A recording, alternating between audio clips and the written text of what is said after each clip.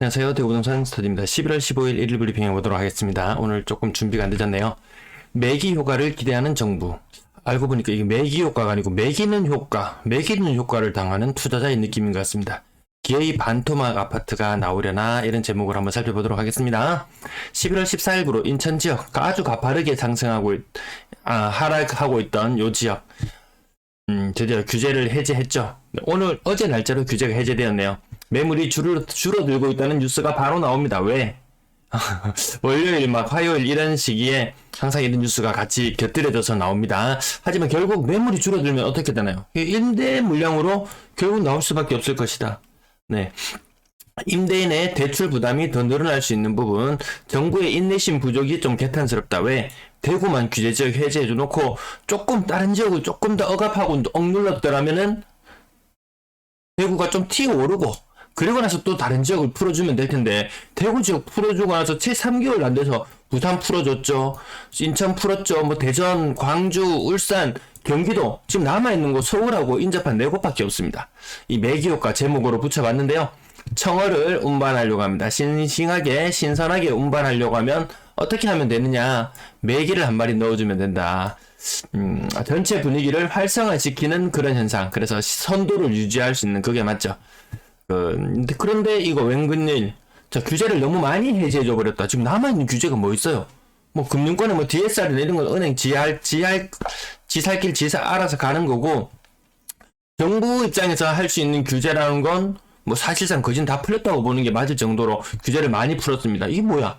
청어보다 오히려 매기가 더 많아지는 이런 느낌이 있습니다. 그래서 이 매기다 이거 찾다 보니까 먹이다가 표준어고 매기다 이 정도, 경기도 경상도 지역에서 매기다, 먹이다 이 방언 정도로 쓰이는 이런 효과. 규제를 풀어서 뭔가 좀 분위기를 더 상승식 쪽으로 분위기를 뭔가 좀 도모하고 아울러서 좀 공급도 좀 더 하고 싶다. 당장이 김포에 한 5만 가구 지금 때려짓는다고 또 이야기가 나오잖아요. 또 교통 호재도 또 들먹이면서 이런 식으로 하는데, 결국 이 매기는 효과가 알고 보니까 이 투자자들을 매긴다. 제대로 한방 먹이는 듯한 이런 듯한 느낌? 정부야, 똥볼 그만 차. 매도 물량, 임대 물량 고치겠습니다. 자, 오늘 화요일 물량. 요즘 감소 추세에 있었거든요. 이렇게 감소 추세에 있었어요. 근데 갑자기 규제를 해제해서 엄청나게 감소가 된 것처럼 이렇게 이야기하는데, 과거에 대구 규제 해제했을 때 어땠나요? 6월 말에 규제 해제하고 나서 물량 일부 주말에 좀 감소하고 나면 그것 가지고 또 이렇게 핑계거리 삼아가지고 감소한다 그러는데, 하지만 증가 추세 있었어요. 사실상 수도권에 규제를 해제하고 나면 인천, 세종 이런 것들 살벌하게 떨어졌잖아요. 40% 이상 떨어지는 것들 나타나니까, 야, 대구보다 오히려 인천이 더 매력적으로 보이는데, 제가 이런 얘기 종종 드렸잖아요. 지금 실질적으로 좀 그런 느낌 드는 것들이 많이 있습니다. 어제 인천 방송, 와, 정말 찍다가요. 정말 한 번 찍고 두 번 찍고 갑자기 새벽에 윈도우 업데이트 걸리고 계속 머릿속으로 이거 시나리오를 계속 다시 방송했던 걸 또 하고 녹화 영상이 제대로 안 돼가지고 힘이 너무 빠지더라고요. 그럼 다시 그걸 촬영해야 되나 말아야 되나 수많은 고민 속에 그만하기로 했습니다. 월세 물량 가파르게 증가하고 있고요. 전체 임대 물량도 증가세. 아직까지 훼손되었다고 보기 힘들죠. 당장 내일 수요일 물량 늘어나고 목요일도 물량 늘어나거든요. 그러면 증가 추세 여전하다는 건 아마 느끼실 수 있을 것 같습니다. 거래량 44건. 굉장히 적죠. 이틀치 거래량이니까 하루치 22건씩 하면 거래량 굉장히 다시 적어지는 추세의 흐름으로 가는 거 맞습니다. 게다가 수성구의 거래가 늘어난다? 타 지역은 또 어딘가는 줄어들고 있다는 그런 의미로 볼 수 있습니다. 하루에 44건 밖에 신고되지 않았습니다. 지금 현재 일평균 24건 정도 신고되고 있는데, 이 중에 직거래 비율이 굉장히 높다는 것이 좀 우려스러운 부분이라고 볼 수 있을 것 같습니다. 공인중개사들 정말 개점 휴업 상태라고도 해도 지나침이 없을 것 같습니다. 만천 3점 그린코어 아지파크 48평형 가격 13억. 요 신규 거래건으로 한 건 나왔습니다. 수성 입피하는 세상 2차 고점 대비 한 20% 정도 빠지는 모습. 롯데캐슬 34평형 고점 대비 거의 30% 가까이 빠지는 모습. 이런 하락이 흔해 빠졌더라. 인천은 이것보다 훨씬 더 많이 하락하더라. 이거 한 40% 정도 이렇게 막 하락이 숫자 나오는 모습 아마 제 영상 보셨으면은 소리는 안 들려도 아마 이렇게 숫자로 제가 계속 표시하는 부분 보셨으면 어느 정도 이해는 되셨을 거예요. 캐슬 골드파크 48평형 가격이 8억 2천으로 떨어졌더라. 고점 대비 한 25% 정도 빠졌는데요. 이거 캐슬 골드파크 국민평형 가격도 거의 이 가격까지 가지 않았던가요? 뭐 단지가 워낙 크다 보니까 단지별로 일부 좀 차이는 있을 수 있습니다. 오늘 가장 히트는 이거 아니었습니까? 수성 롯데캐슬 더 퍼스트 33평형 가격 10억 6천까지 갔던 것이 5억 9천으로 떨어졌다. 4억 7천. 4억 7천 떨어졌어요. 거의 40% 가까운 하락이 되는 굉장히 충격적으로 받아들여지잖아요. 하지만 세종시, 인천, 경기도에서는 이 40% 하락이 굉장히 빈번하게 출현하고 있더라. 그렇게 생각해보면 이거 대구 사람들은 깜짝 놀랄 만한 뉴스지만 수도권 사람들은 뭐 그래 뭐 이런 느낌 아니겠습니까? 그 아래쪽에 보시면 장기동 코롱알지 34평형 가격도 6억 6천까지 갔던 것이 4억 2천. 얘도 거의 40% 가까운 하락이에요. 과연 누가 먼저 50% 하락이 나올 것인가, 반토막이 나올 것인가? 촉각을 곤두세워야 될 정도. 지금 대구에 주간 실거래 지수상 하락률은 많지 않아요. 근데 인천은 마이너스 0.6이에요. 대구는 마이너스 0.3되고 이거 인천에서 어느 날 갑자기 50% 하락이 나올지도 모르겠어요. 자, 그 아래쪽에도 25% 수목원 제일풍 벤처 32평형 4억 천. 뭔가 가격이 착착 맞춰지죠. 상인 합성파크 드림 32평형 가격 30% 떨어져서 4억 천. 월성 푸르지오 25% 정도 떨어져서 4억 천. 뭔가 이 아파트 어떤 뭐 보이지 않는, 눈에 보이지 않는 그 레벨에 맞춰서 어쨌든 지켜내려고 하는 마지막 몸부림의 느낌. 이 4억 천. 누군가가 또 하나 먼저 무너져 내리기 시작하면 갑자기 또 무너져 내릴 수 있습니다. 줄줄이. 월성 협성유풀의 27평형 가격은 이것도 거의 한 40% 가까이 되나요? 35%에서 40% 정도 사이 떨어지는 것 같고요. 대곡 사계절타운 58평형입니다. 58평형. 58평형 가격이 3억 4,300. 30% 정도 떨어졌고요. 이시아폴리스 더샵 4차 가격 25% 정도 떨어져서 4억 4천에서 3억 3천. 뭔가 또 여기 3억대에 또 뭔가 또 나름대로 또 줄을 서는 애들이 있어요. 3억대에 줄을 서는 애들이 있습니다. 그 정도로 한번 살펴보시면 되겠고요. 또 누군가는 또 이제 3억이 무너져 내리고 3억을 지켜내지 더 외곽 지역 혹은 더 오래된 아파트들은 3억을 지켜내지 못하는 그런 현상도 보는데요. 유천 포스코 더샵 오늘 얘도 좀 하락률이 컸어요. 거의 40% 가까운 하락이잖아요. 4억 5천까지 갔던 것이 2억 7,800.